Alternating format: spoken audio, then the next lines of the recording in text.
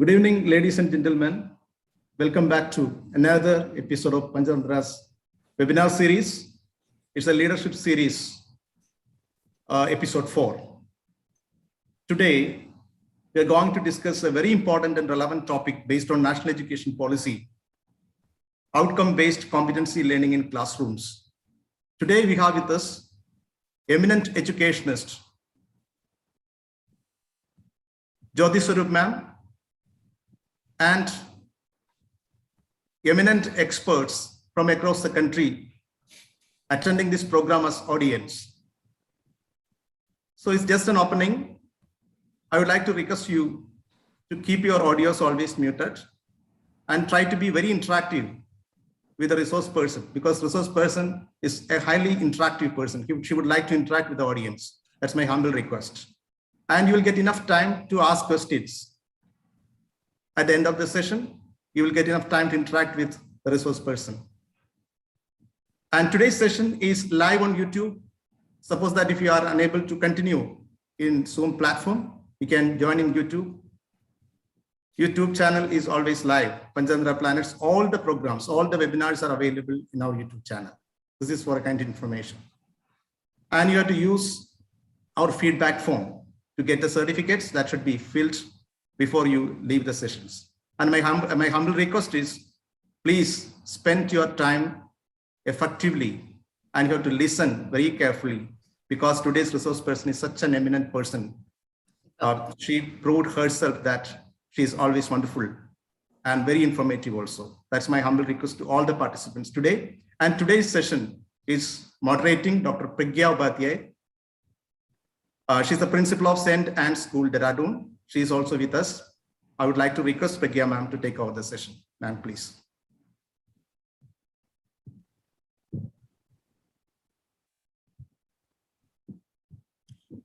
Ma'am, you are muted. Thank you, Manuman sir. Thank you so much. Good evening to all the beautiful souls present here. I welcome you all on the platform of Panchatantra Planet. Well, let me brief you about Panchatantra pedagogy and its vision. Panchatantra, as the name speaks itself, is an integration of 5 armed approaches: constructive, sensorial, reflective, integrative, experiential. With this Penta approach, Panchatantra Planet aims to nurture and develop talented teaching communities blended with values, knowledge, wisdom, and technological skills. When such vision gets blended with the new education policy, learning becomes joyful, experiential, inquiry-based, brain-based, application-based, and of course, outcome-based.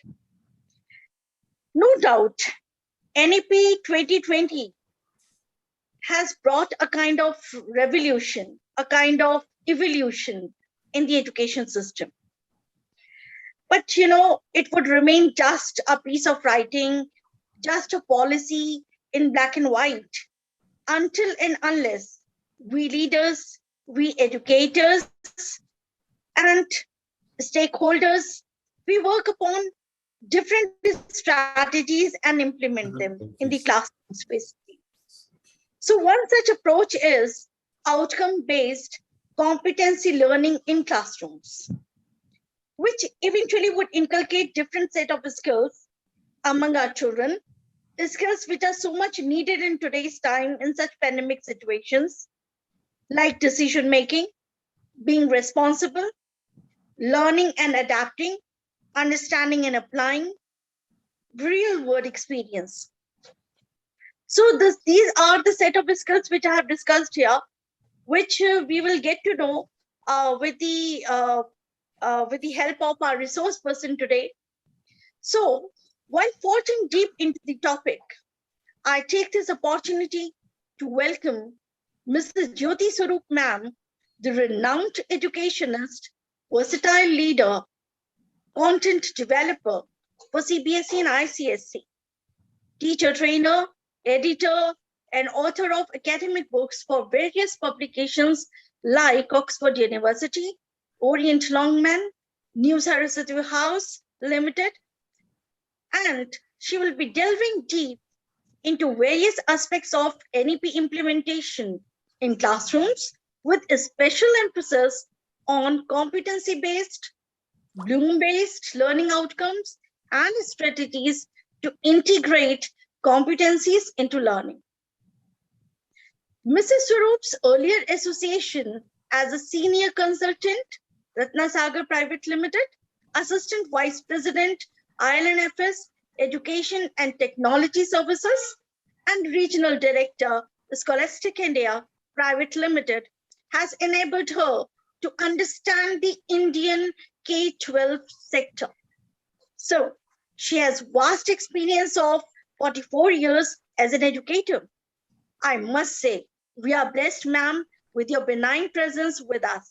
Thank you so much, ma'am. Thank you. Thank you. Thank you, ma'am.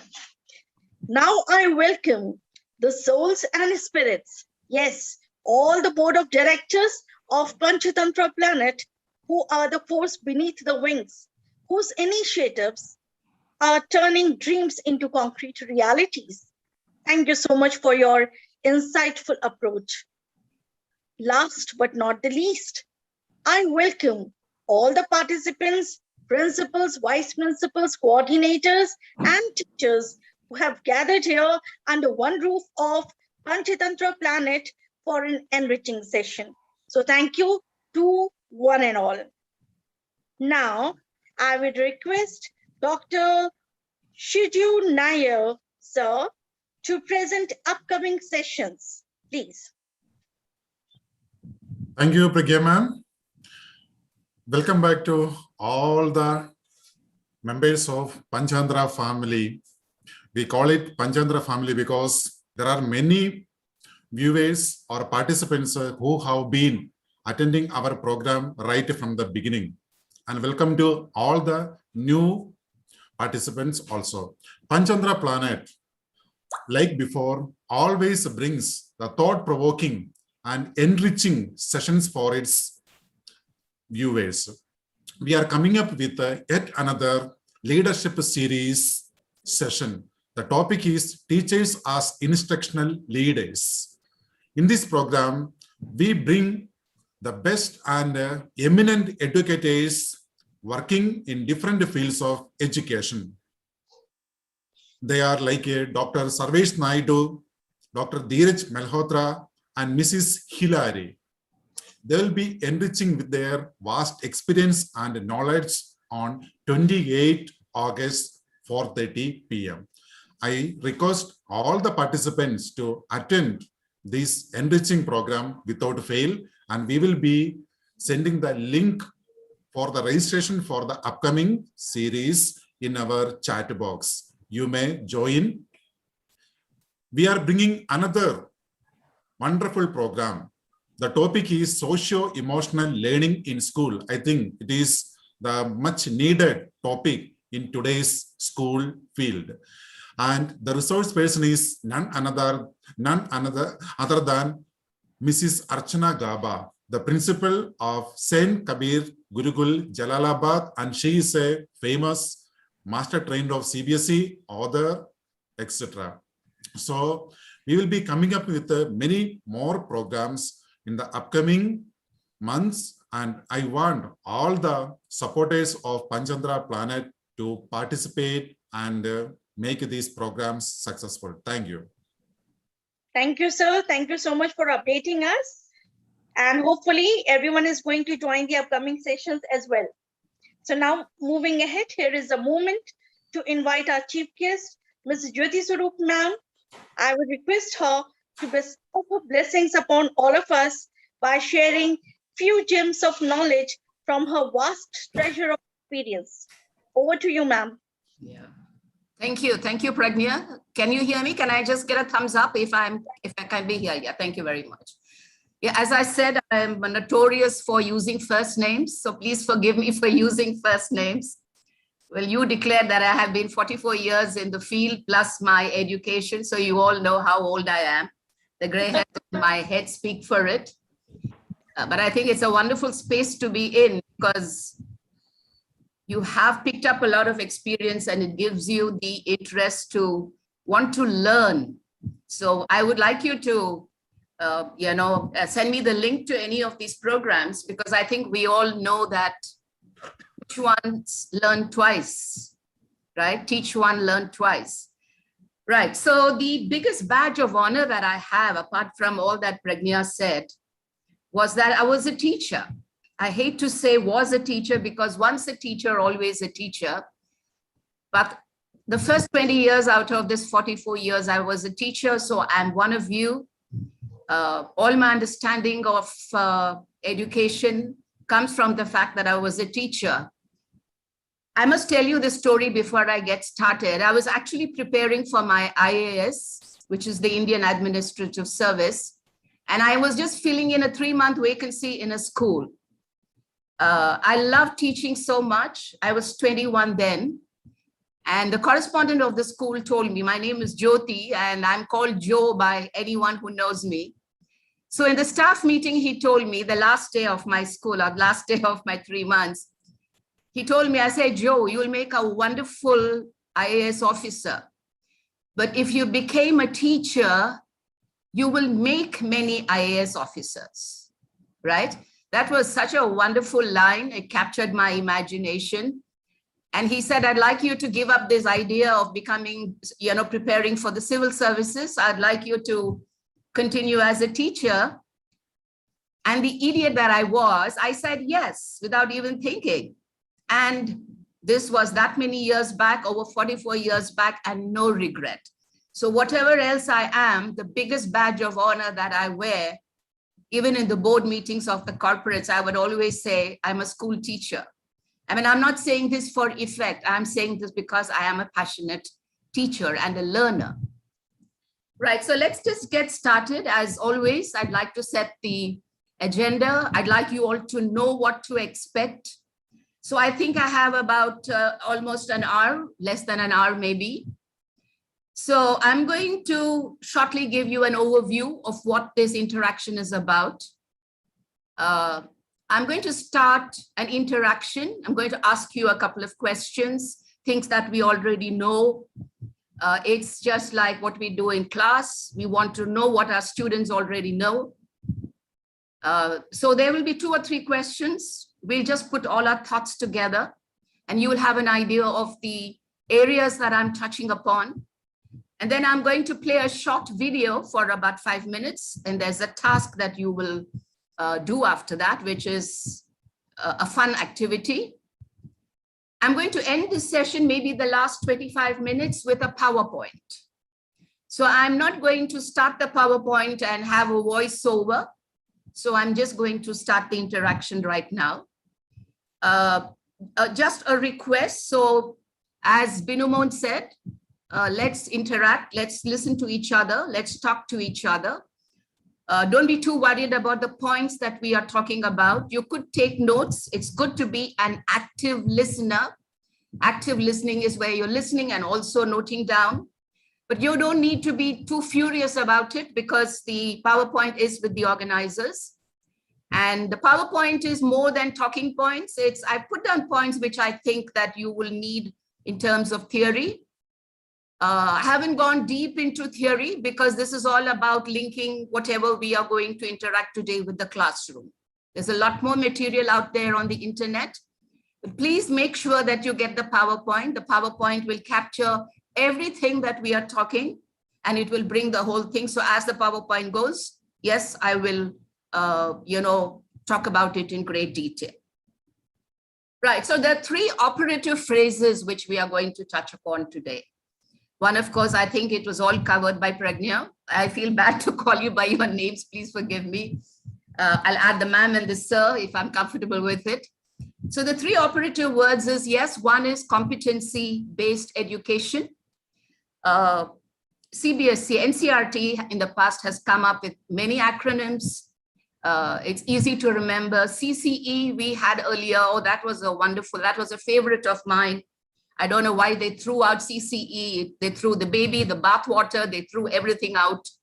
So that's the problem with NEPs and policies, change of government and all our ideas go for a toss and we have to think of something new. But let's think of governments change, but let's think of ideas, strategies which are permanent, which are just going to be there, whatever is the, so we are the facilitators of learning and there are our learners. So the first is competency-based education. So this is going to keep coming up. The second very important phrase we are going to keep using and talking about is learning outcomes, right? And the third, of course, is Bloom's taxonomy. I'm not going to go into a lot of theory on Bloom. So we are going to try to see how these three fit. So ultimately, what are we talking about? We are talking about learning outcomes. And through learning outcomes, we have to ensure that our children are equipped with competencies. And we have Bloom, who's going to help us to arrive for children to acquire these competencies. So that's a very broad, wide statement. So let me start with this very simple question. I'm starting my interaction. A very simple one. I would like you all to text. I'm just wearing on my glasses so that I can see your chat. So there have been many chats, about 99, and all of you have been saying hello and where you are from. So my question to you is, when children leave school, at any stage, it could be after KG, it could be after any stage of their classes. Now with the NEP, they can take a gap year, they can come back, there are so many options that the NEP is throwing out. What is it ultimately you think as teachers we need to equip our students with? Let me rephrase that question. When our students leave school, what skills, what values, what attitudes, what do we need to equip them with? A simple question. What do you think? So I'm just looking at chat. Okay, right. So you're already started going. Let me open that up. I'm going to read it as you all go. Humanity, knowledge, ethics, skills, 21st century skills. Our children should be able to face the world, face challenges, be good human beings. You need values. There's repetition of humanity. Self-learning, I love that. Facing challenges, critical thinking. Oh, this is going so fast. Empathy, discipline, life skills, experiential learning, good citizens, good communication, I missed that, sorry, it went too fast, decision-making, moral values, all-round development, empathy, I love that word, empathy, values-grounded confidence. So there's a lot on mastery learning, I love that, empathy, adapting, gratitude, gratitude, that's wonderful. Facing challenges, creativity, risk-taking. Now avoid the phrases which I'm calling out, come up with something new, right? So we have the 21st century skills, values, emphasis, problem-solving, decision-making, how to conduct themselves, problem-solving, yes, adjusting. Adjustment is a very, very big thing today. All right. Self-esteem, yes, self-esteem, ethics and integrity, I love that. The 4 C's are all there. I think we all know what the 4 C's are. Go on, I'm looking for something else. How to respect teachers, that's not at all important. How to respect teachers is important, but teachers should be worthy of respect, right? Okay, innovation, to be independent, yes. How to live in society. Compassion, wonderful word, wonderful word. Environment friendly, yes. Interpersonal skills, accept change. Oh, that's lovely. Accepting change, confidence, respect society, accountability. I love that word. Positivity, self-con. All right, it's going on. Lovely, lovely. Self-reliance, time management. Right, great guys, great. Decision making. Okay, I'll just give you a minute. Just post something different. Just post something, optimism. Love oneself. I love that, Lakshmi. Love oneself. I think it starts with that. Taking responsibility. They should be teachable. Yes. Survival, yes, survival techniques. Yes, I think the COVID has all shown all of us survival techniques. Sustainability, I love that. Leadership, ready to take risks. Yes, cyber responsibility. Oh, that's a lovely phrase. I love that. All right, all right. We've got a lot of, thank you guys. Okay, right. So let me, okay, so this is lovely. Thanks for the, I think it's flowing. Lovely ideas. So let me just capture, I hope you're all reading. And if this is available, please go back and re-look at it. There are a lot more ideas out there. So let me just quickly pick up 10. The 4 C's, let's cover the 4 C's. We all know what the 4 C's are. Critical thinking, creative thinking, communication, collaboration. And there's a 5th C, which Finland adds, right? Like all educators, I've been to Finland. Pragnya started by talking about a lot of theories. And one of the very important theories that I love is the phenomena-based theory, which Finland believes in, where you take a phenomena and you work around it, the theme-based. So Finland talks about a 5th C, which is the content, and their belief and their mantra is cut the content. Cut the content, meaning the content is not all that important. Content in the sense your subject matter, your syllabus, your curriculum, it's a platform. And one of the wonderful things about NEP, you will see it in one of my slides, that the core content, the subject matter, what do we have, the portion we have to cover, that is so important for us teachers. But it's actually no, it's not at all very important. The context is more important. Why we are learning, what we are learning, how can we translate that in our everyday life? That's what we are going to talk about. Right, so we talked about the 4 C's, we talked about adaptability, we talked about self-esteem, we talked about cyber responsibility. There were a whole lot of values that you came up with. All right. So my next question to you, we know what skills are. I think one of the wonderful things of CCE was we touched a lot upon values, attitudes, and life skills, right? We talked of values, attitudes, and life skills, which was so lovely and so essential. So what you have talked about covered values. When we talk of integrity, honesty, characteristics, we talk about values. Attitudes are the way we behave, right? A mindset, adjusting, adaptability. Those are all probably our attitudes. And skills are skills like what you mentioned, problem solving, decision making, critical thinking, all those are skills. So we are clearly defining what's values, what are skills, what are attitudes. We say your attitude is not right, which mainly reflects, your attitude is reflected in the way you behave, right? This behavior is a crucial word. We're going to link it up with Bloom's taxonomy. Now, my question to you is, what are competencies? You gave me a whole list. Who would like to define? I'm looking at the chat. Who would like to define what a competency is? Who would like to define what are competencies? Now, we know what skills are. We know what competency is a skill. Yes, it's a skill, but what is the difference between an efficiency? Yes, that is acceptable. A competency is, it's a capacity. Yes, yes, capability to meet the challenges. Yes. Activity, a competency, and we are just is the ability to use the skill in a proper way. Yes, I love that. Ability to do something successfully. Operative words are capacity, efficiency, capability, ability. Ability to do what? What's a competency? Ability to do what? Ability to do a good job, ability to use skills. I'm looking at what is the competency? What is the difference between a skill and a competency? A skill, okay, this is going too fast. Applying knowledge to real life situation. Okay, all right, okay, right. Okay, I'm just going to read out to you.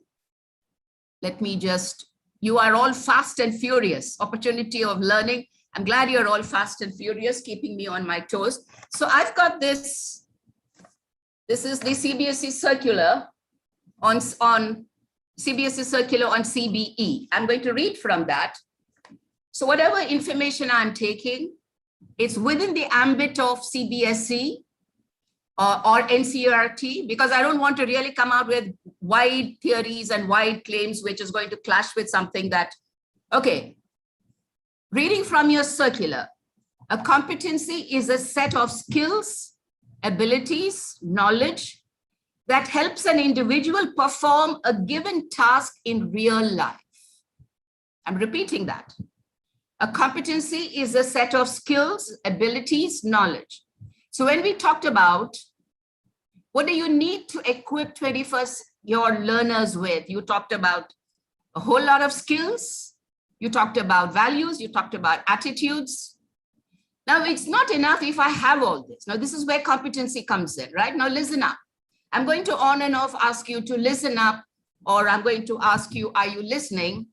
Generally, if it were an interactive class, my class would say, yes, we are, right? So when I say listen up, so this is something you need to pay attention. So all that you mentioned are values, attitudes, and skills, which is there in us. It's of no use if we are not able to translate this and put it to use in a situation, right? Let's take the COVID, let's take the lockdown. All the skills that you talked about right now are relevant in the COVID lockdown. What did our children learn? While we were worried about not covering portion and preparing for an exam, which eventually didn't happen. So what was all that fuss about, right? So ultimately, look at what children learn. And if they learned it in school, then we are successful. They had to learn problem solving, decision making, adaptability, living together.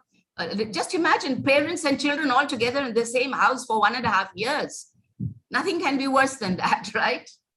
So let me go back to what is a competency. A competency is a set of skills, abilities, knowledge that helps an individual perform a given task in life. Each of such tasks, this task could be as simple as going to buy a groceries or to buy a plane. So it's ultimately, so that's where the learning outcome comes. So all that we teach, our job as teachers is not over if we are teaching them the subjects side by side. It's very important that all these values, ultimately we go back to our class and we tell them, look at your assessment and finish your portion. And so we can't do this double speak. So it takes me now to learning outcomes. All these wonderful phrases that we used just now. I'm sure if we went back, and I can still see some of you are all still typing, right? So some of you are still typing in answers. But all this is of no use if all this can happen only if we have inculcated these competencies in children. So along with the core subject, through the core subject, we are focusing on learning outcomes. My next question to you is, how would you define a learning outcome? Pragnya also mentioned it, what students have learned. And my question to you is, how would you define learning outcomes? What's a learning outcome? What students learn? Aim of an objective. Aim of an objective is the teaching objective. It's not a learning objective. It's not a learning outcome. What is a learning outcome is my question. Expectation from the topic, understanding of the concept. These are all parts of a learning outcome. Yes, end result of a topic, applying it in day-to-day life. What the child gets from learning. Now that's a very crucial point. We'll come to that. What the child gets from learning. Something that a learner can, mastery of the subject, no. Change in behavior, that's lovely, yes. Applying what you have learned. Learning outcome is something that students learn, okay.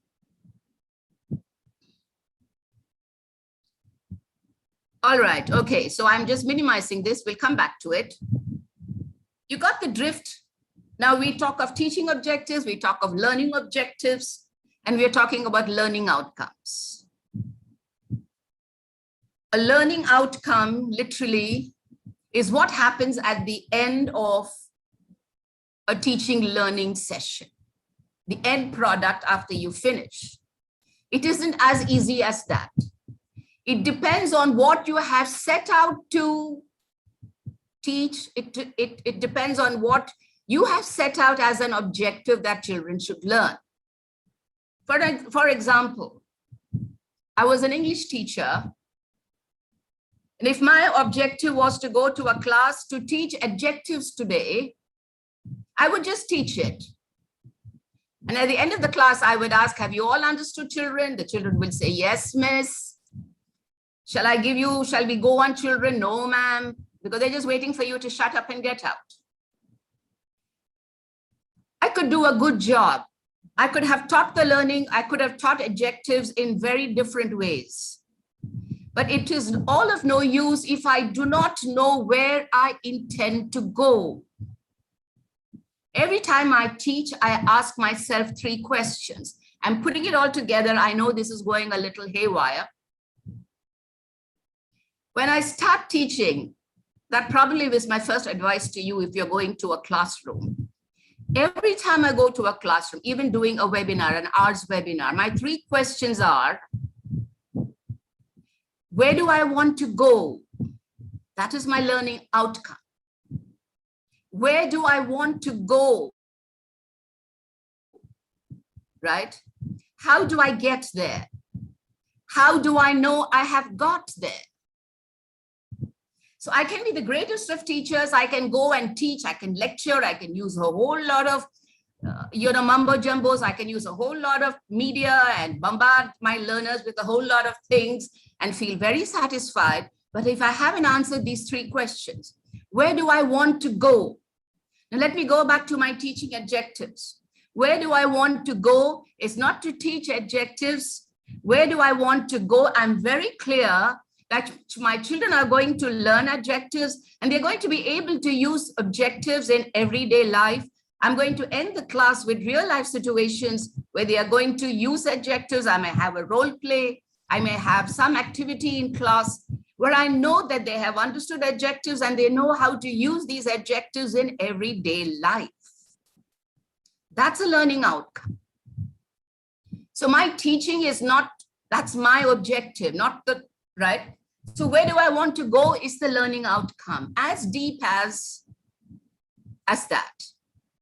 How do I get there? Now, if my learning outcome is, I want my students to be able to understand adjectives and learn the adjectives in the order that they come in. Those of you who are English teachers, you know adjectives follow a certain order. And then I will probably, depending on the class, are they the nuances of adjectives? Are they able to choose the right adjectives? Along with the use of adjectives, is there the appropriate body language? Is the communication right? Right? I can say, oh yeah, you're wearing a wonderful dress. Oh, it's very pretty. Look at my face, look at my body language. Do I look like it's a compliment? So it's not just, oh, I love that wonderful dress that you're wearing. It really suits you, you know. I haven't met the competency which I had in mind. What was that competency? Along with the choice of adjectives, they learn communication, they learn body language, they make eye contact, they say, oh, that's a lovely dress you're wearing. It's so pretty. I like that very much. So that's a competence. Emotions, action, words. So that's my 3rd question. First question, where do I want to go? If this is where I want to go, how do I get there? Meaning, what are the aids? What are the techniques? What are the things I'm going to use for me to get there? So I may take a short video, maybe. I may take some pictures. And my 3rd question, let's repeat those 3 questions. They are not in the PowerPoint. Where do I want to go? Meaning, what is it you want to accomplish in your half-an-hour class? And what you're going to teach is not the learning objective. What you want to teach is the teaching objective, not even a learning objective. You focus only on just finishing off the damn thing. No, that's not it. So first question, these are very 3 crucial questions. Where do I want to go? How do I get there? And how do I know I have got there is actually assessment. There must be some way you can assess. Assessment is not just exams. We're talking of assessment of as learning. Just asking, have you all understood, children? Yes, ma'am. No, ma'am. 3 bags full, ma'am. And then we give them a surprise test and it becomes a shock test, right? Okay, so that's the learning outcome. So another very important aspect that we're going to touch upon is Bloom's taxonomy. We always talk about Bloom. I will keep Bloom for the PowerPoint. Bloom, as you know, who's talked about 3 areas of learning: the cognitive, the affective, and the psychomotor. Cognitive are the thinking. I'm sure we are all quite aware of Bloom. The way Bloom comes in for outcomes, I'm making the link here. So I'm making the link here. So just listen up, everyone. Bloom uses wonderful verbs. So what do children need to do after learning? It's not about what have they learned. It's what are they going to do with their learning? And all Bloom's verbs, they're so crucial in helping you. The verbs that Bloom's taxonomy uses, those are the ones you need to look out for. I'm going to share some with you in a PowerPoint. Those are the important things that you need to come up, that you need to pay attention to, because those verbs, what will children be able to do? So what are your outcomes? Let me just give you an outcome. After learning triangles, children will be able to identify triangles in the house. They will be able to do this. They will be able to do that. They will be able to draw. They will be able to calculate. Or when you give assessment, I've given you assessment cues coming up in the PowerPoint. Describe, evaluate, do this, do that, judge. These terms is what leads to building competencies, right? So these are the links. That is what we are going to do. Let me just take a look at time and see how we are for time. Right. So maybe I'll just start. So our focus is in building competencies. What are competencies? Competencies are a set of skills, abilities. A competency is what children are able to demonstrate in life. And you can't have a class for competence. You can't have, I grew up with the convents and we had moral science and the Christians went for catechism. For a long time now, before we learn to integrate, we don't have a value education. We do have value education classes. But to me, they're not of much use. Every teacher, every course subject should be able to integrate art, craft, and all these values, all these competencies, everything into what you are teaching, right? Okay. So I'm just going on to one aspect and I'm just going to throw it open to you. A lot of what we are going to talk about, a lot of the connections we are making makes sense when we talk of the NEP, for example, was influenced a lot with the 4 pillars of the UNESCO.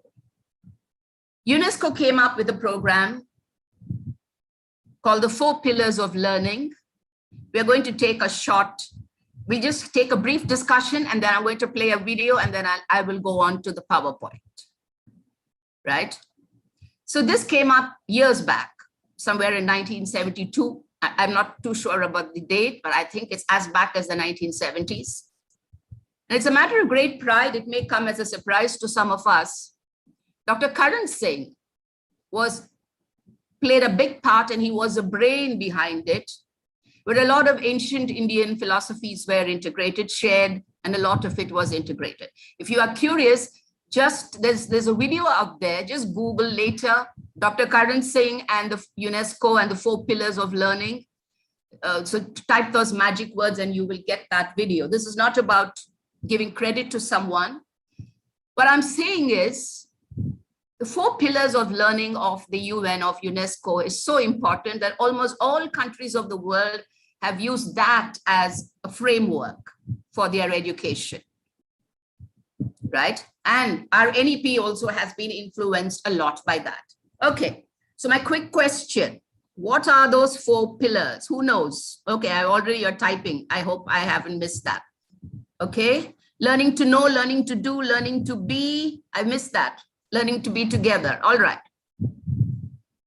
Okay, so the 4 pillars. Can we have a repeat of that? Does anyone else know? Would you like to come up? The 4 pillars of learning. Some are still wishing. Hi, everybody. Okay, 4 pillars of learning. Who's coming up? Peace, security, human rights, the rule of law. No, okay, so we've already got the answer there. Learning to know, learning to do, learning to live, and learning to be. Okay. Learning to know. Let's have a quick chat about this. So I hope you're all with me. Are we listening? All right. Learning to be, learning to know. What should children know? Learning to know. What should children know? I want you to tell me what they should know. Let's start the conversation in that. When we say children should learn, learning to know, what should they know? Activities, what should they know? They should know to live together, yes. What knowledge? When we say no, knowledge, yes. What else should they know? Previous knowledge, yes. Good. Now we are talking from unknown to known. Application, yes. My question is learning to know. What should they know? Practical knowledge. Practical knowledge. They should learn values. They should know values, yes. In short, what should we give our children? They should know skills. Yes. All right. Okay. Okay. Learning to face life, I think we've covered a lot. I think what I'm looking for are two very important points I would just like to add. You have to learn application, ability, skills. Yes, a whole lot of interesting points. Basic life skills, values, attitudes, abilities, knowledge, all that we've covered. Survival skills we've covered. Learning to, right, let me give you 2 very important points, which is there in the UN learning to know. I'm just getting distracted with the chat. I'm going to say, children, stop talking in the class. All right. Let me add 2 very important things. Learning to learn, learning to unlearn, and learning to relearn. Now, this phrase, which we all come upon, is actually a part of the UNESCO's learning to learn. Today's world, I'm 67, right? I'm so shamefully announce my age, but the excitement I still feel, when I learn something new. I have the luxury of learning just for learning's sake and not for pushing myself up the ladder. I don't need any ladder now. So learning to learn is very important, not learning things, because today the digital world is so much, all the information is out there. And you and I know that they don't need teachers to cover the portion. They just need us for a little of it. Most of the children, with the help of the digital world and with parents, can manage. The children who go to schools like ours. So learning to know, learning to learn, learning to unlearn and relearn in a different way, which is what all of us are doing. Another very important thing is learning to live in a globalized community. Learning to live in a globalized community is also a very important aspect of UNESCO's learning to learn, learning to know, right? It's sad that we talk of globalized community when there is so much of right-wing beliefs everywhere. My country, my right, my country, right or wrong. I think as educators, it's terrible for us to propagate such extreme views, right? So learning to do, my next point, learning to know. Yes, we have a lot of points. Learning to do. What should they be able to do? So we have covered learning to know, learning to do. What should they be able to do? That's my question. Let's apply their knowledge. Yes, Srinivasan, very good. What to do, even questioning, managing themselves, application of what is learned. So don't repeat application, please. Yes, self-behavior, reasoning, they should be able to do this. Implementation, excellent. That's a lovely point. They need skills, effective communication, thinking abilities. They need to be able to think. All that we said in the first lot, wanting to know, now they should be able to convert that into doing. So acquiring knowledge, acquiring competencies, and linking this with everyday life, which is, of course, and building up skills, applying innovative skills, yes, handling new concepts, yes, yes. You know, as I keep saying about CCE, I loved CCE because of the skills that we covered, you know, emotional thinking skills. So it's all a repetition. It was all there. So we are all going, the flow is the same. So learning to do is also learning to manage our social, emotional skills. Talking of skills, let me just go to a very short story that we all know, the thirsty crow story, right? So how do our children say it? One day, crow was thirsty, looked for water here and there, he felt here this, and he flew away very happy. You know, I hate, as an ELT person, I hate this children mugging up nonsensical words.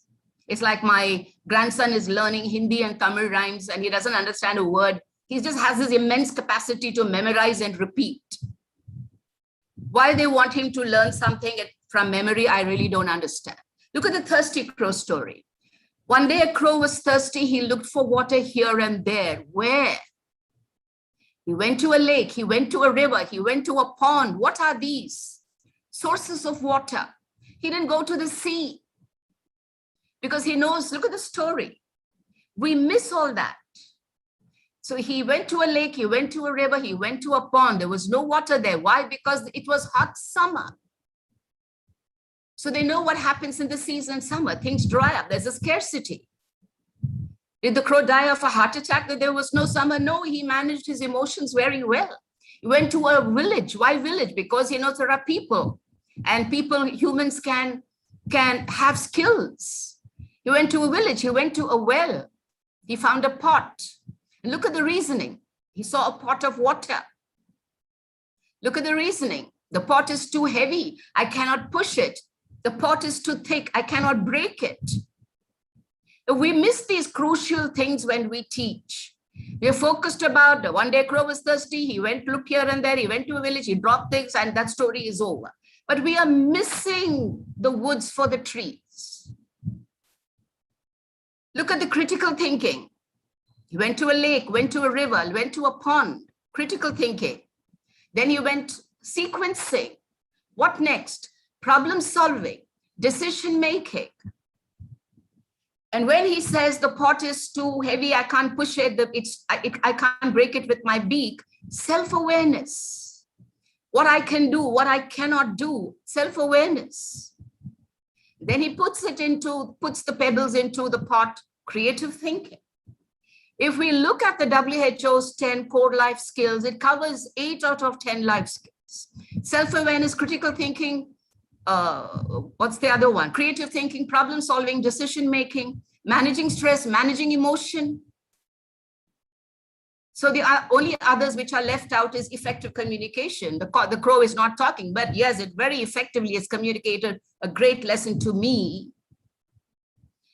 These are competencies. These are, you know, using a small story. Look at the amount of skills and competencies we can instill, children can acquire. This doesn't mean that we go to the KG and use terms like critical thinking. It's asking them, so why did he not go to the sea? Why do you think the crow didn't go to the ocean? Where do you live? You've seen the Bay of Bengal. And they say, ma'am, you can't drink seawater. Even if they don't, lead them to think. Terms like these is for us. These are my outcomes. That my children should be equipped with these 10 core life skills of WHO. That is my learning outcome. So how do I reach there? By asking them questions.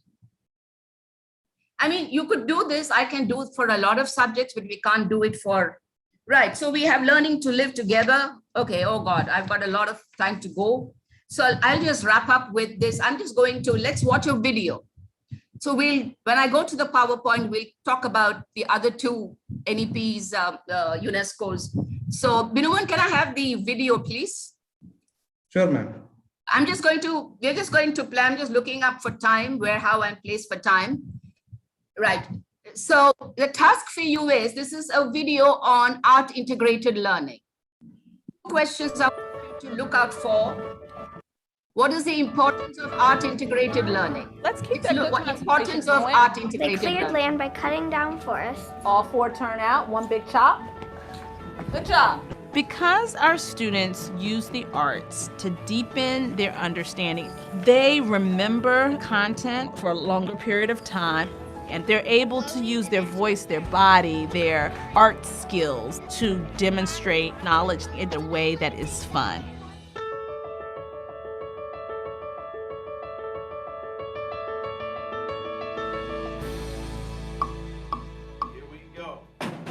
Having the arts as a core part of our academic program was critical to our founders.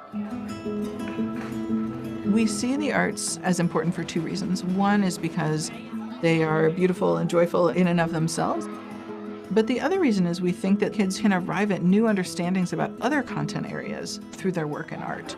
You want to be thinking about colors. Students are either integrating social studies content with an arts discipline or science content with an arts discipline. The art staff and classroom teachers look at the guiding questions, what the big ideas are. So there's just a lot of discussion, a lot of collaboration. The 4 forces help an airplane to fly. This semester, our expedition is about the physics of flight. The goal is for students to learn about how airplanes fly in the air. Our problem is people at the National Airport don't understand the physics of flight, even though they are about to get on planes. We're going to put up art at the airport so people can know what the 4 forces of flight are, like lift, gravity, thrust, and drag. Thinking about using our 4 forces, we can use paintbrushes. We can even do a little bit of pouring. So we begin with Jackson Pollock and some of his artwork. The kids realize pretty quickly that he's using the 4 forces. They see him using gravity and thrust in his really active style of painting, and they start trying it out. And what force will you be using as you're pouring? Gravity. So yet when you poured it, it didn't just go out into the air. Gravity put it down. That was gravity. Jackson Pollock used forces like drag because when there was a big puddle of paint and some paint went through the big blob of paint, it slowed down because that blob of paint was bigger. That is so cool! All right, good job. It's really just about making those abstract concepts concrete. What if we do a little bit of this? I like art and science, so I'm doing 2 things I like to learn how something works. You guys had a great contribution. I'm loving it. With these art experiments, it's something they could hold on to and point to and say, here's how a force works. And I was able to do that myself. Great job today, guys. All right, here we go. Action.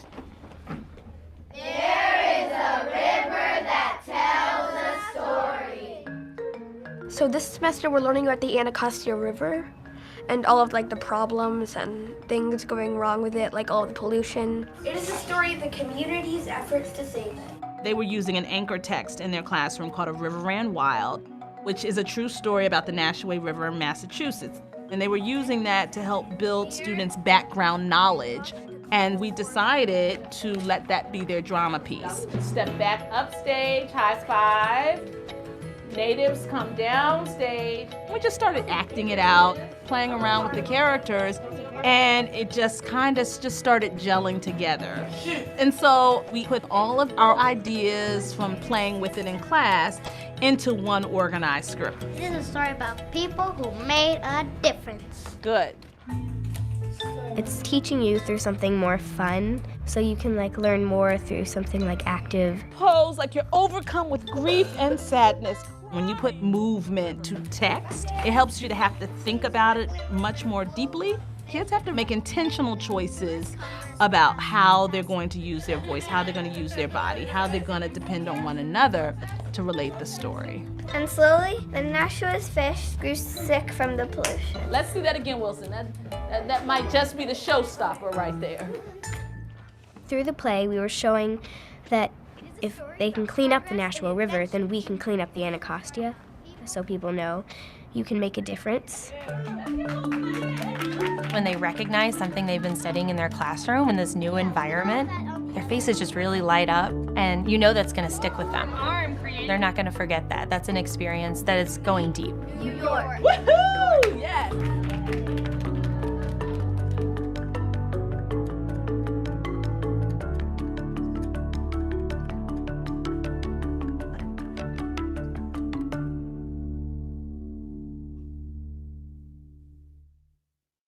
Right, that's it. All right, so I'm going to throw open this to all of us.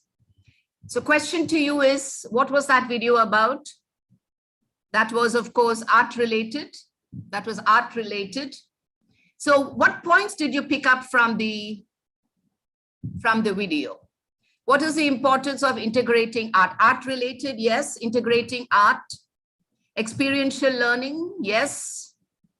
So just about anything, intentional choice. I love those phrases. Intentional choice, integrating arts, hands-on experience, learning by doing, joyful learning, oh lovely, freehand, lovely, teamwork, using art to teach subjects, deepen their learning, oh guys, great design thinking, blended learning, they enjoyed their learning, learning to know, interdisciplinary, oh wonderful, kinesthetic,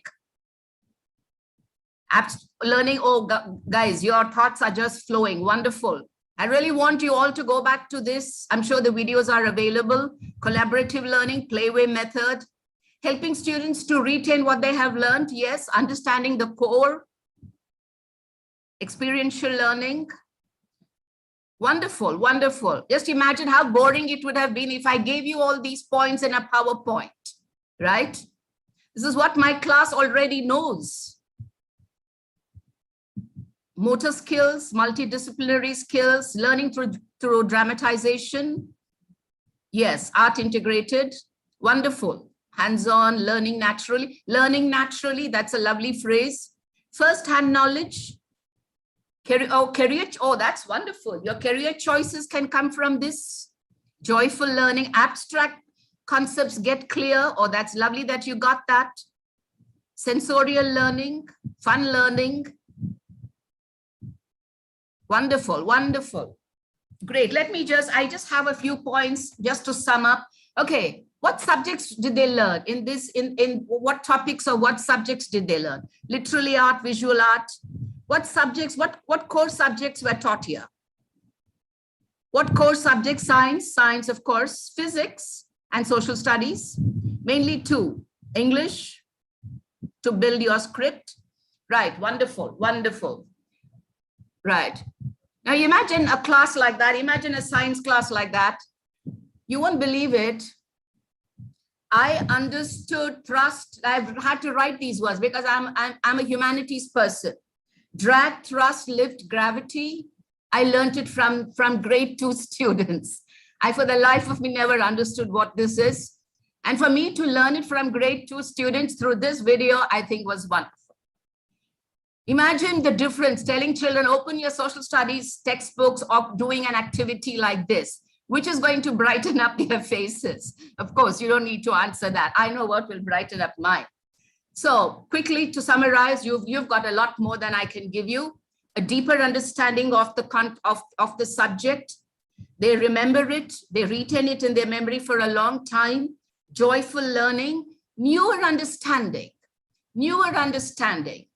You will find, I was talking to Binumom earlier and the Planet Panchatantra, we were talking about integrating art. I'm going to work on that as a topic.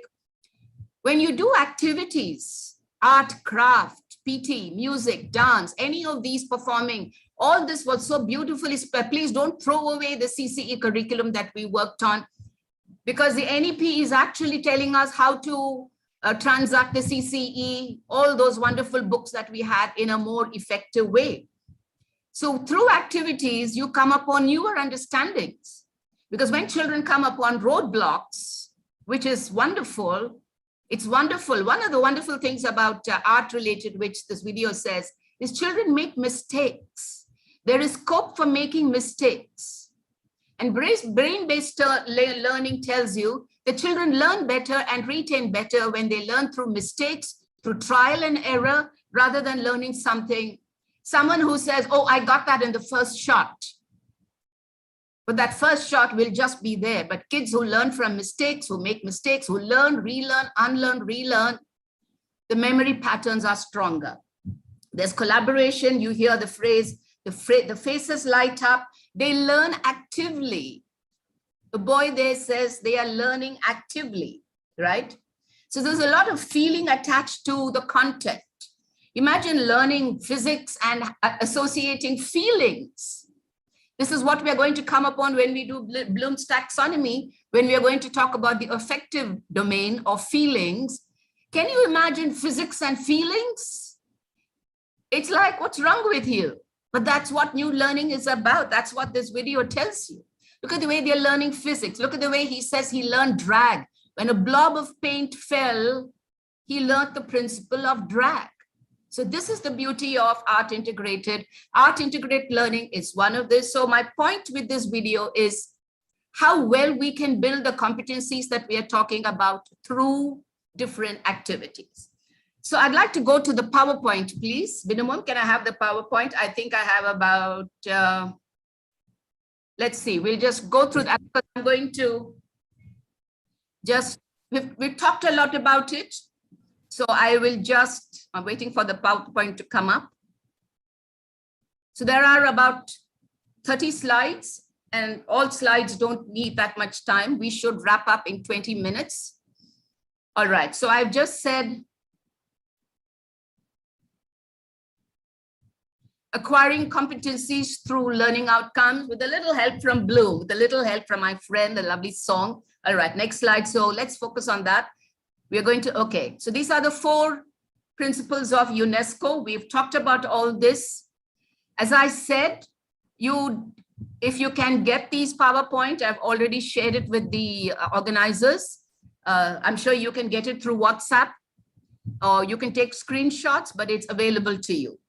Right, so learning to know, we came about a lot more points: acquiring information, development of knowledge and skills, literacy, numeracy, critical thinking, learning to learn, acquiring tools to work, some of it. And we had much more in our discussion. Learning to do, putting knowledge to use, acquiring competencies. I hope we are clear about what a competency is. Let's do a quick recap. A competency is the conversion, is the using of all the skills that I have acquired.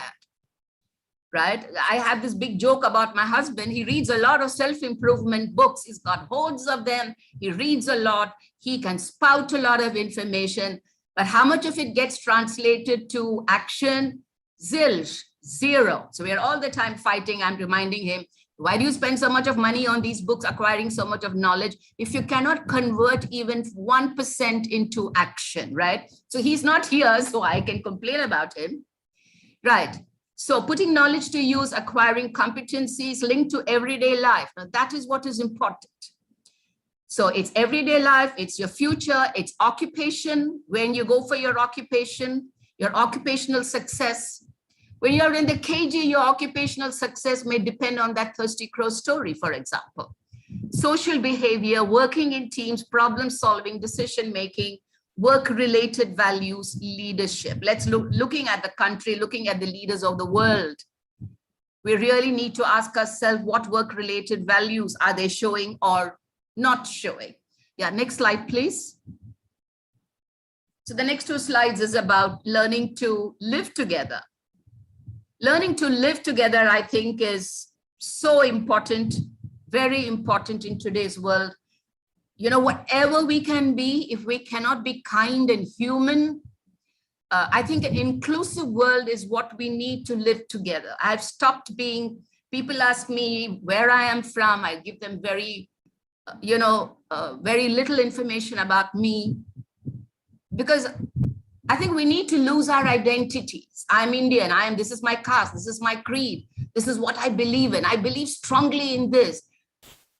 I used to believe strongly in so many things that I think it's time that we don't believe strongly in anything. It excludes us. Just listen up and listen to what I'm saying the next line. The more exclusive we think we are, the more excluded we get.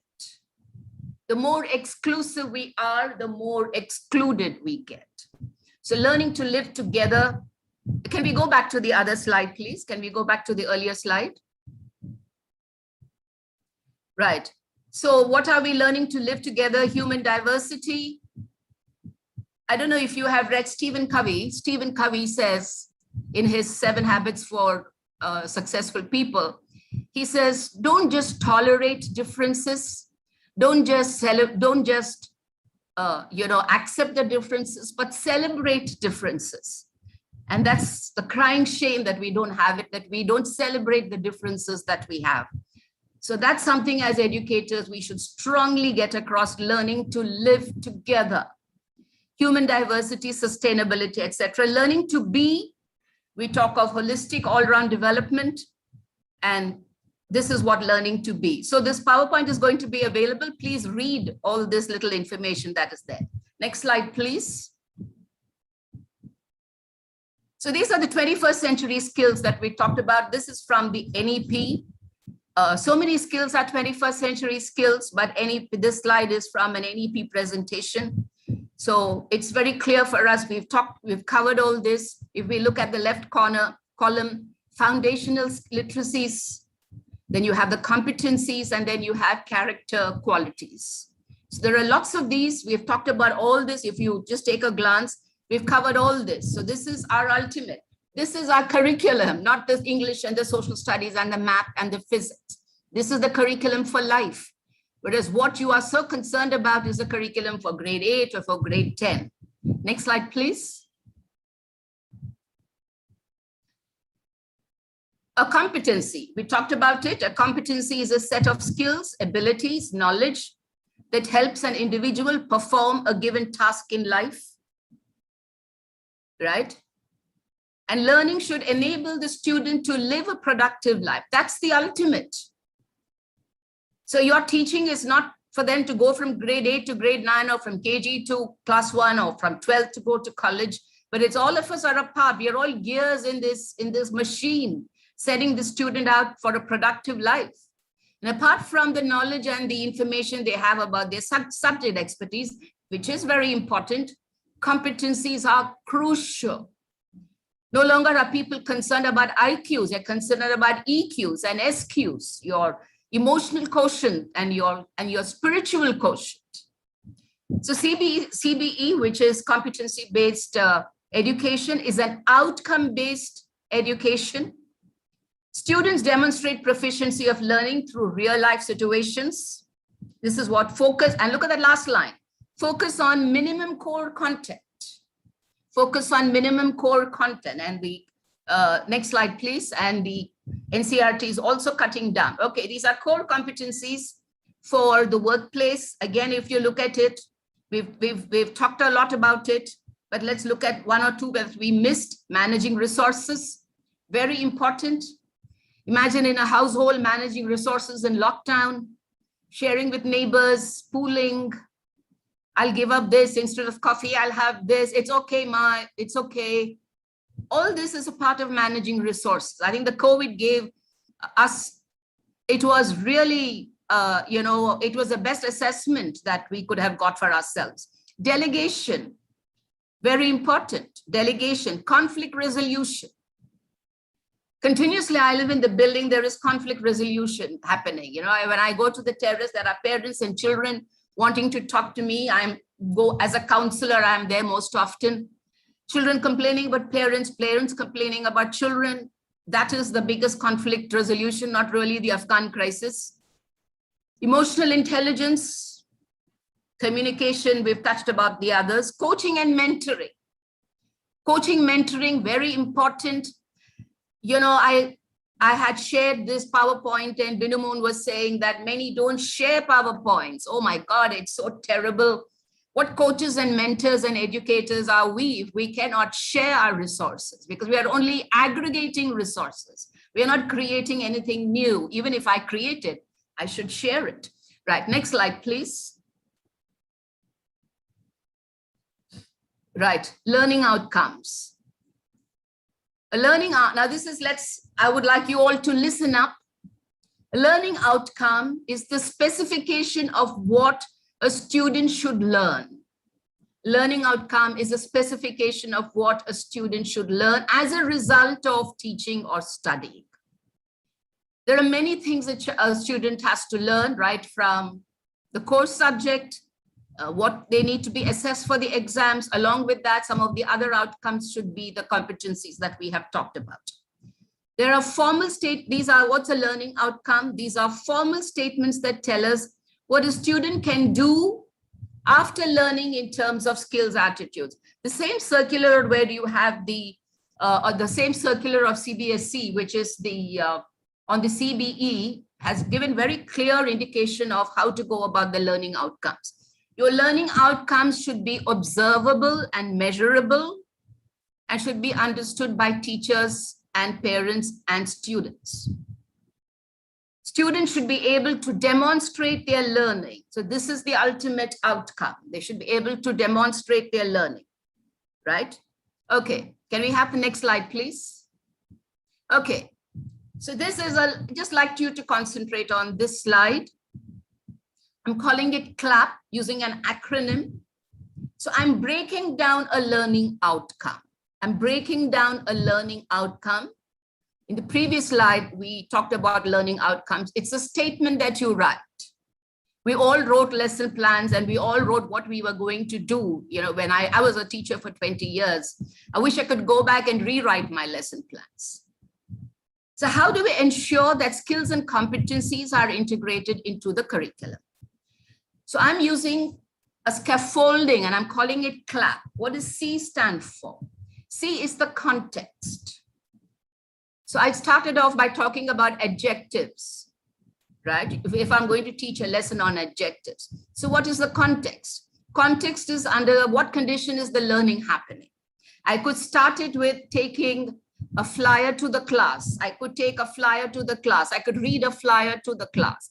I could do a role play. I could just take a mug and ask my class, okay, describe the mug. I'm drinking water. What is this mug? And they probably say, it's a big white ceramic mug in black and red, right? So this is the context. The context is, what are the things that you take to start the lesson? What is the circumstance under which learning is going to happen? Learning, what is the learning? Describe yourself. Yes, someone is saying describe yourself. There are so many ways that we can, lay the context of a certain learning. So what is the learning that is to happen? Let me take the idiom of my adjectives. The learning is the transaction of learning adjective, different kinds of adjectives, maybe the sequence that they come in. And after they learn, what is the next important aspect of a learning outcome? Actions. What does the learner expect to demonstrate? I'm not going to teach and ask, have you understood children? The answer will be yes, because I want you to just finish the class. So there must be some action. There must be some action, some assessment that you know that they have understood. And then you have to wrap it up with the performance and assessment. What is the level of the performance? Let me take another example. If the learning outcome is, my students are going to learn about the rivers of India, and at the end of the lesson, they should be able to, on a given map of India, they should be able to mark at least 7 out of 10. That is performance. I can't just talk a lesson about rivers of India. It flows from west to east. It does this. It does this. Now show me. And generally, the geography teachers say they mark Ganga in the south. They mark Krishna somewhere else. So if the way you teach, what is the end result? It's the performance. If I want my class to get 7 out of 10 right at the end of today, how am I going to teach them? Right? So this slide is important.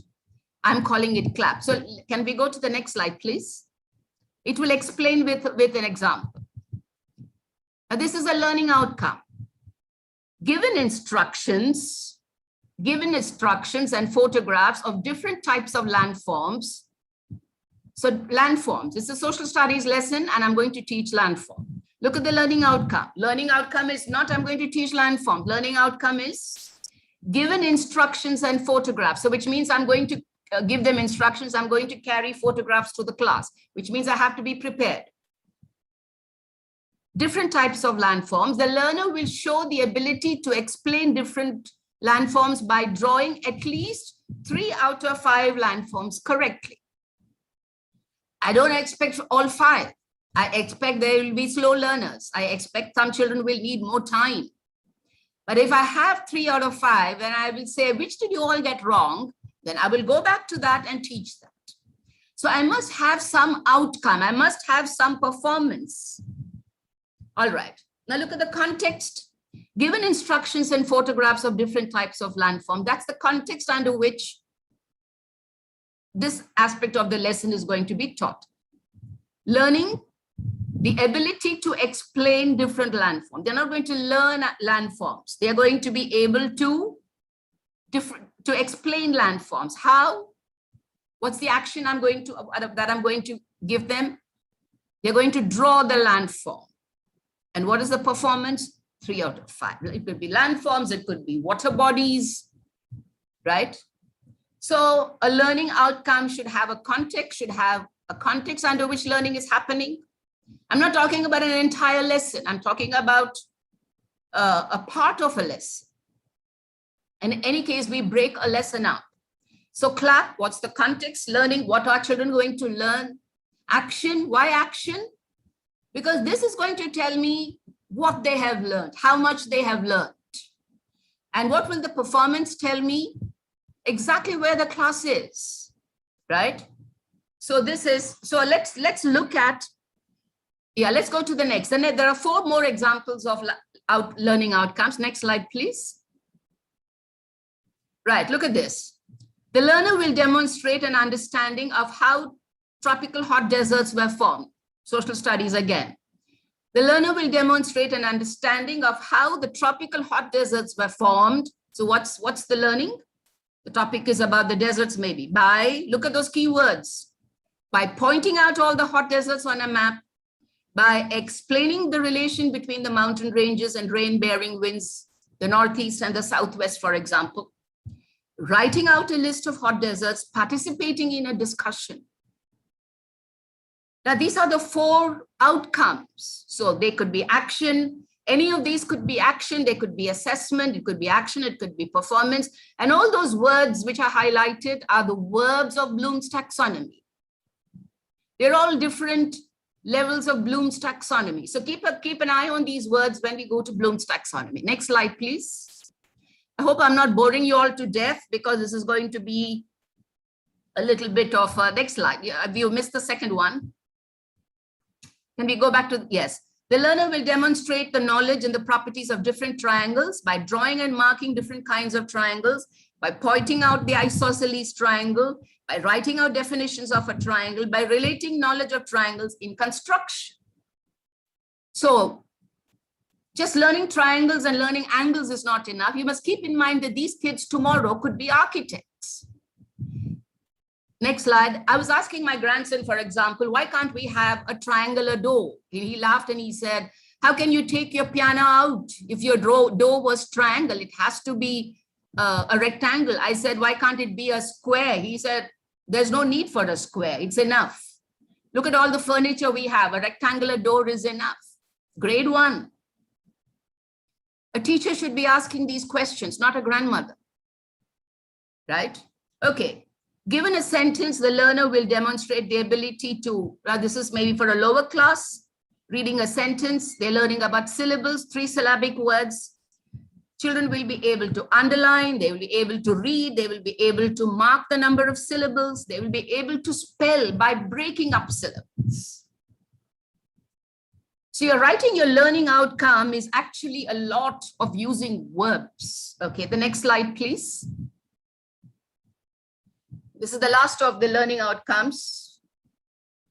The learner will demonstrate the knowledge of critical attributes of hunting birds by circling the hunting birds, by making a detailed drawing, by listing the characteristics, by contributing to a discussion, right? So this is, I hope the learning outcomes are clear. So let's go on to the other slide. We'll quickly go through.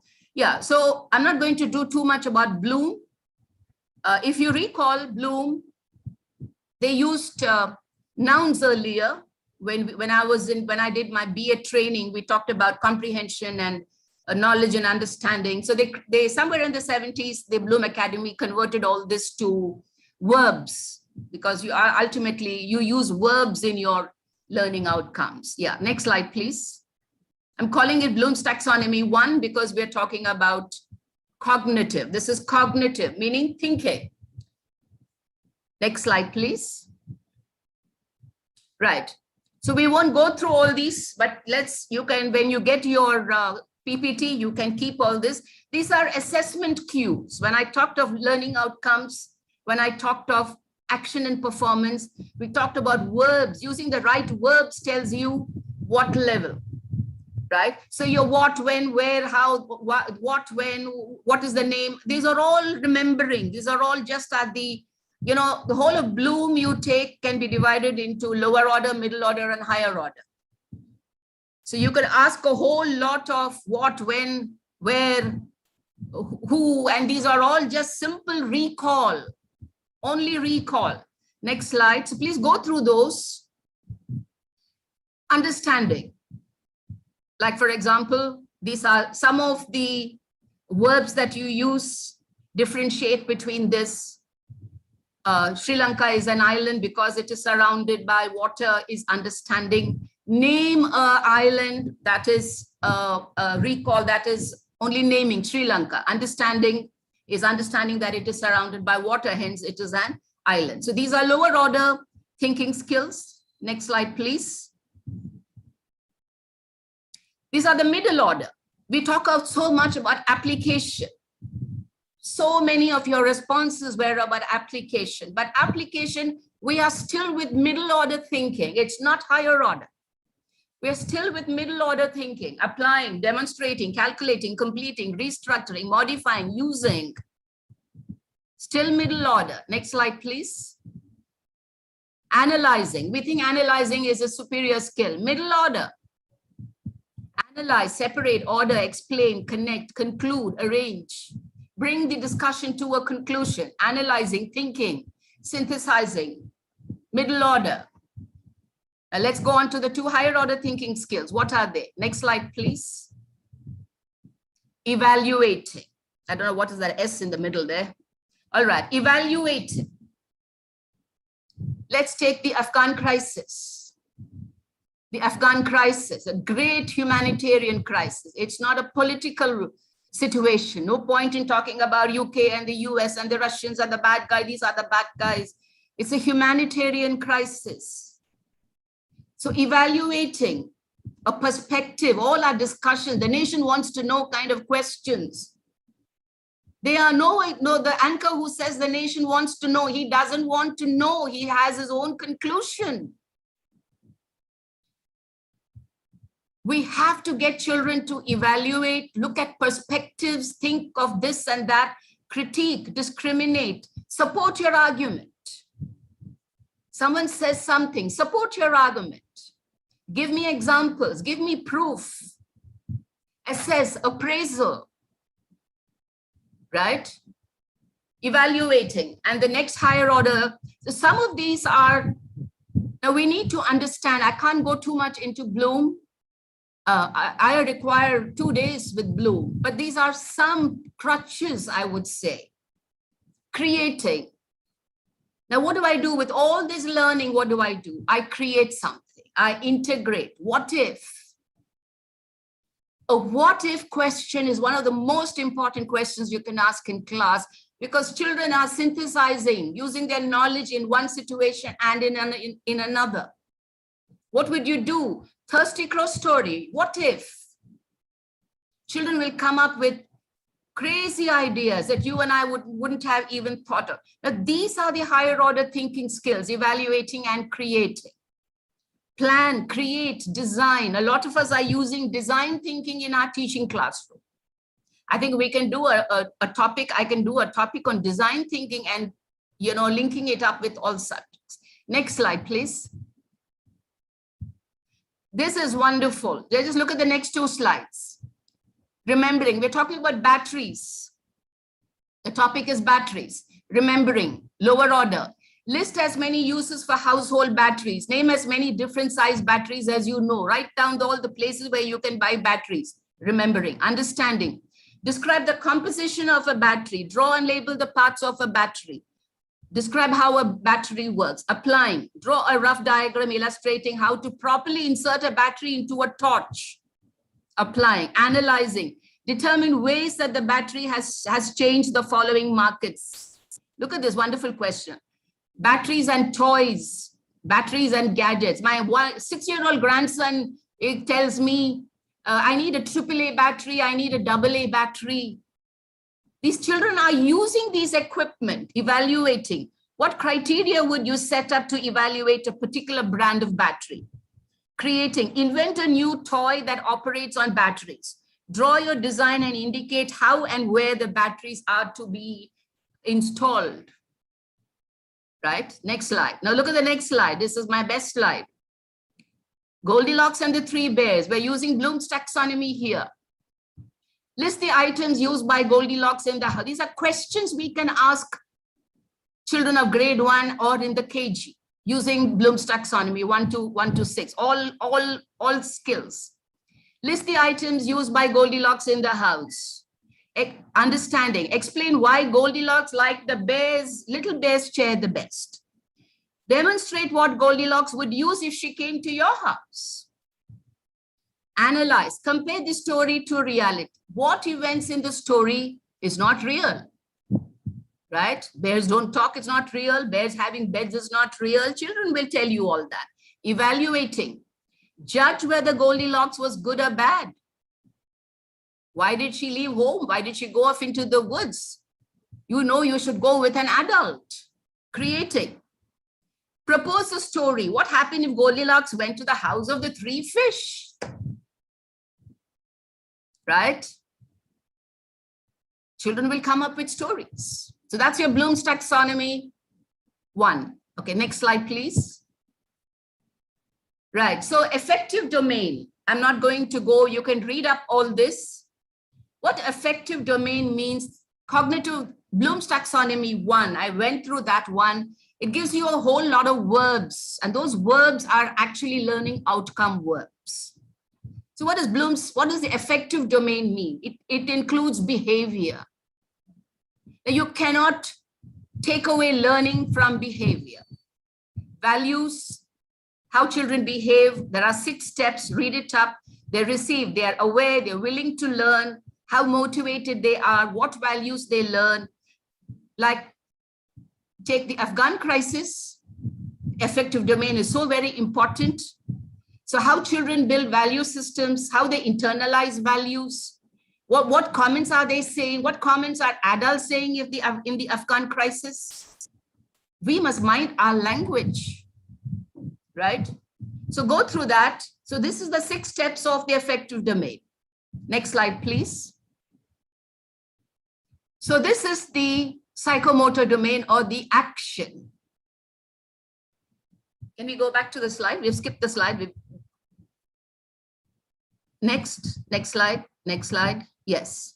So psychomotor includes physical movement. Pragya talked about sensorial, perception, readiness to act physically, the mindsets that we create. You say her mindset is like that.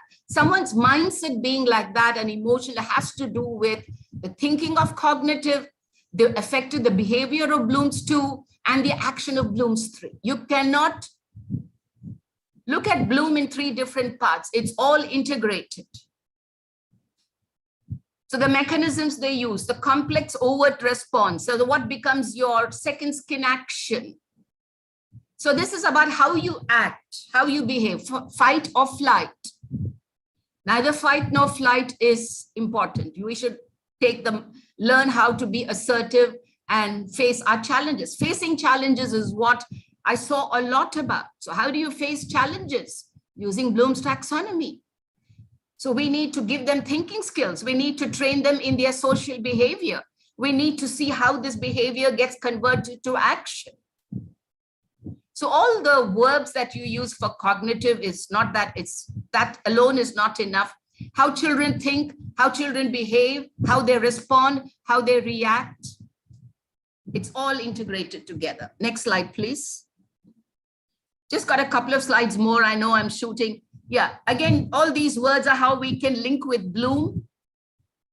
So we talk of the four C's: reflecting, making connections, synthesizing, questioning, creative thinking, ideating, risk-taking, elaborating, refining.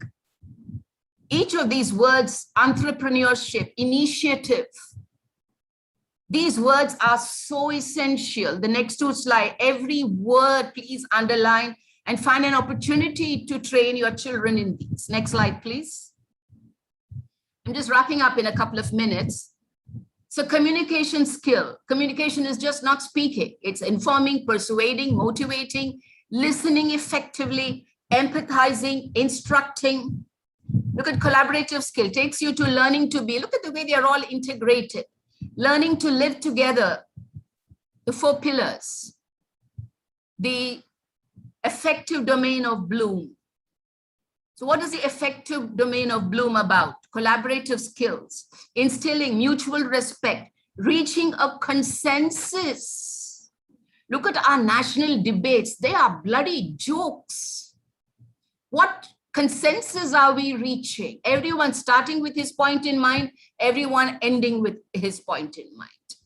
No communication.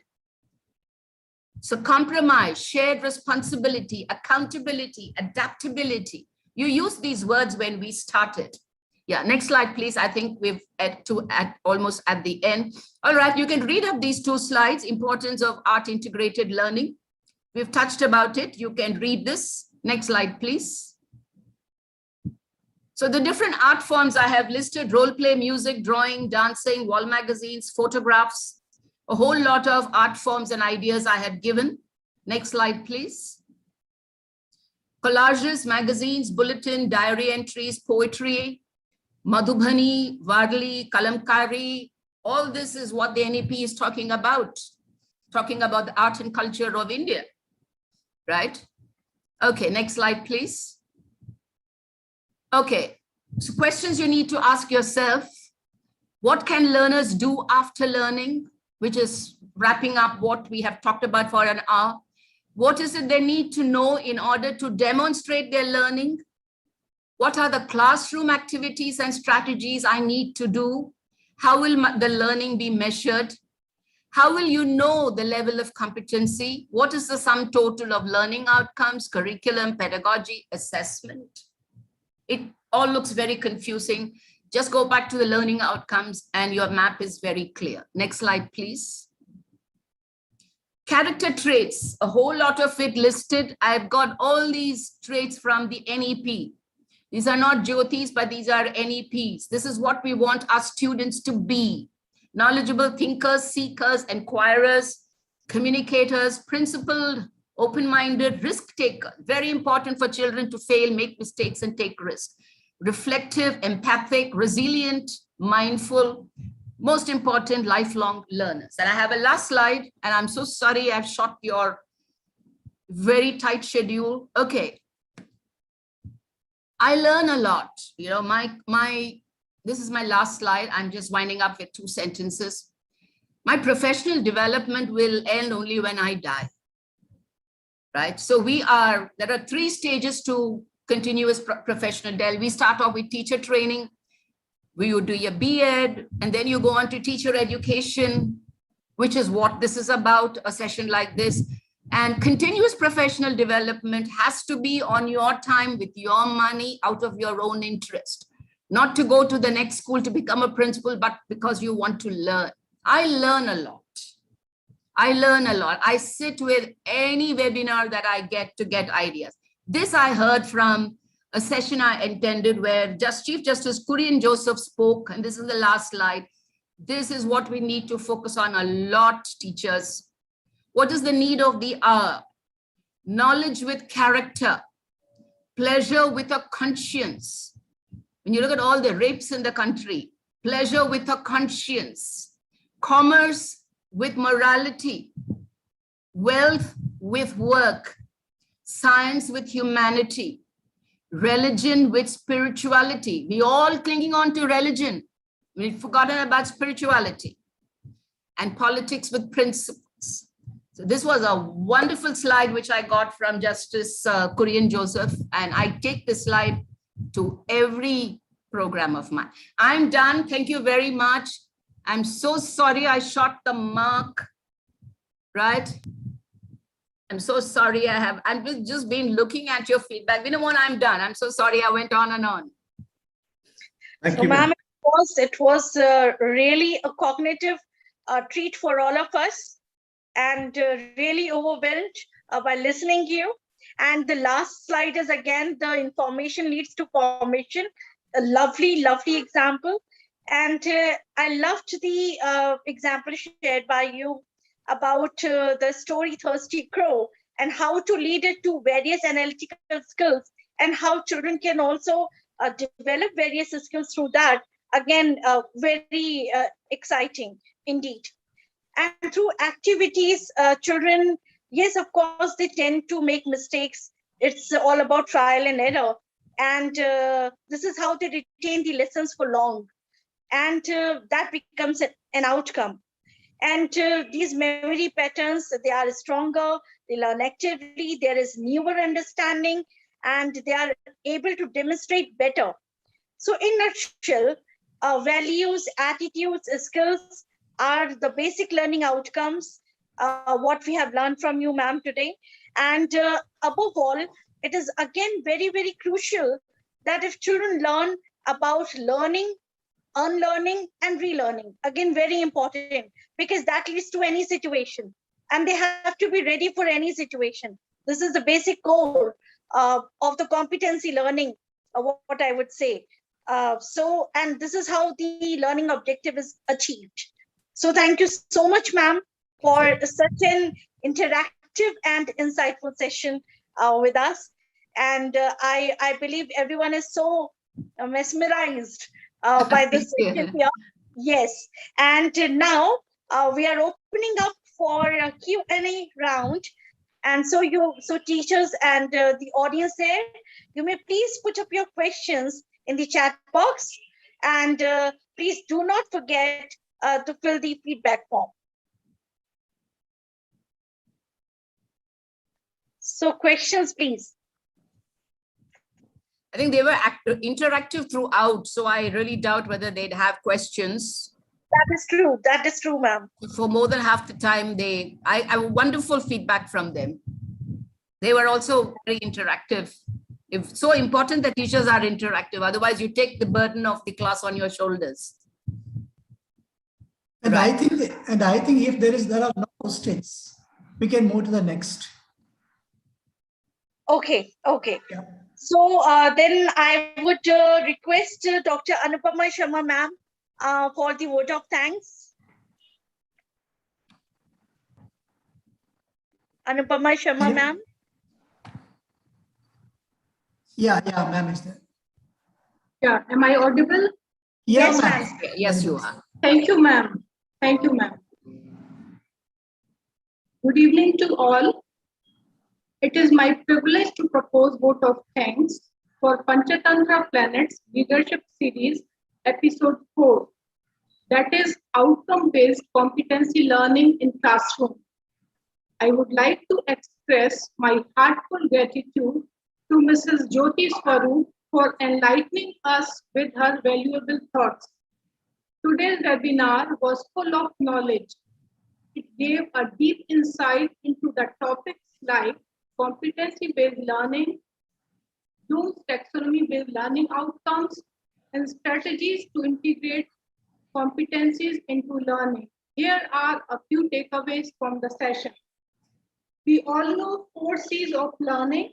Ma'am has added 5th C, that is cut the content. Then she defined learning outcome as a product of teaching and learning. Then she said competency is a sum of knowledge, skill and ability.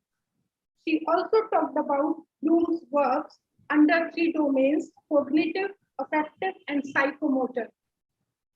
Then she discussed about UNESCO 4 pillars: learning to be, learning to know, learning to do, and learning to live together. She also discussed about 21st century skills that is very needed actually nowadays. She has defined learning outcomes with an acronym CLAP.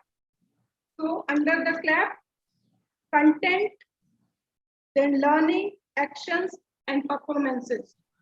So these are the things, ma'am. Thank you, ma'am. Really. Thank you. You've been very attentive. Yeah, it was a really very wonderful and fruitful session for us. I want to thank Dr. Pragya Upadhyay for giving a wonderful welcome speech, also shaping and pacing of the session. Thank you, ma'am, for your dynamic approach. She did a great job as a moderator. Thank you, ma'am. Thank you so much. My special thanks to all the Panchatantra Board of Directors for organizing the much needed program. Thank you, sir. I extend my thanks to Mr. Robinson and Mr. Abhilash, the technical persons, for designing the promotional materials and managing the Zoom platform during the session. Finally, a big thank you to all the school leaders and educators who have attended the session and made the program successful. Dear participants, kindly fill the feedback form and provide us your valuable suggestions to make improvements in our future programs. Once again, thank you all. Thank you so much, ma'am, for your words and all the key takeaways, whatever you shared once again.